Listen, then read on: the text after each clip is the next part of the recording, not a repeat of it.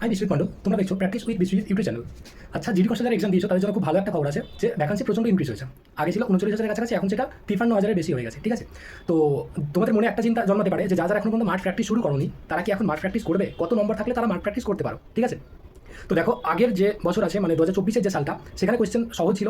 তো অবশ্যই তোমরা চেষ্টা করবে যাদের যাদের নম্বর আগেরবার ফিজিক্যালের যে কাট অফ গেছিল তার চেয়ে যাদের নম্বর 8-10 নম্বরও কম আছে, ঠিক আছে, মানে বর্তমান সময় যাদের 15 থেকে 17 নম্বরও কম আছে, তারাও মাঠ প্র্যাকটিস শুরু করে দাও, কারণ এরপর নর্মালাইজেশন হবে, তারপর কিন্তু তোমাদের কাট অফ যাবে। ঠিক আছে, তো অবশ্যই তোমরা যাদের 15 থেকে 20 নম্বরও কম আছে কাট অফ এসে, তারাও প্র্যাকটিস শুরু করে দাও। এখন প্র্যাকটিস না করলে কিন্তু তোমরা কমপ্লিট করতে পারবে না মাঠ। ঠিক আছে, কারণ মাঠটাও হবে একটু গরমের মধ্যে।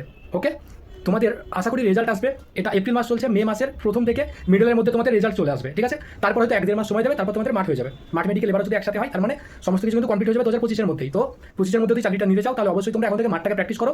আগের যা কাট অফ গেছে তার চেয়েও 15 থেকে 20 নম্বর যাদের কম আছে তারাও প্র্যাকটিস করো মাঠটাকে। ঠিক আছে, তো চলো, অবশ্যই পরের ভিডিও দেখা হচ্ছে।